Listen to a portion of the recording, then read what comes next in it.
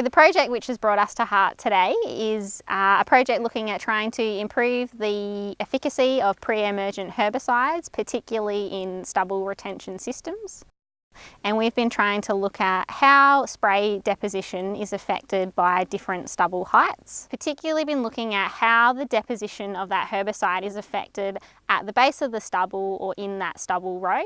So quite often we might go out into the field and see issues, or we'll see a ryegrass plant that has particularly emerged in that area because most likely the amount of spray actually hitting that area is reduced, and therefore we are getting poorer weed control. I guess what we intended doing today was to talk to growers about how to get penetration into standing stubbles, and also how to assess that with things like a snap card using water sensitive paper. How you harvest and how much trash you leave on the ground will greatly affect the next season. And then once we've got a situation, we're looking at how do we best get the spray droplets down there. Things that will change that, obviously spraying volumes, probably the biggest driver. Droplet size to an extent, so that increasing the droplet size from a coarse to a very coarse might give you more penetration through, but the trade-off will be there'll be less droplets for coverage.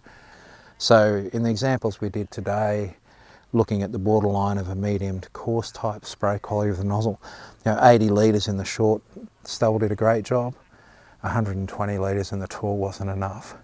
So the actual height is one of the key messages. And you can adjust things like volume or speed, but it's pretty hard to overcome a lot of standing stubble. It will intercept droplets quite a bit. The small cards come in a pack of 50, they're sort of 76 mil by 26, and the water leaves stains on them. It's a low cost output to see if you're in the right target for what you need to do.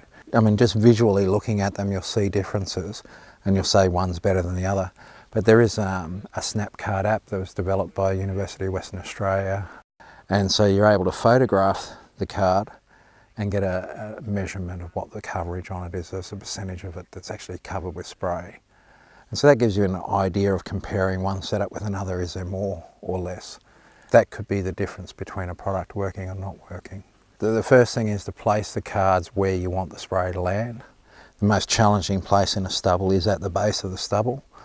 And it's good to compare that to the inner row, and I think if you can get those two close to each other, you've got a good volume and droplet size for that situation. There's a GRDC grow note on spray application for growers. There's a whole module on assessing deposition there, and it has all the tips and tricks of using spray cards about the weather and collecting them and storing them and what to do with them. So if people want more information, that's a great place to go to.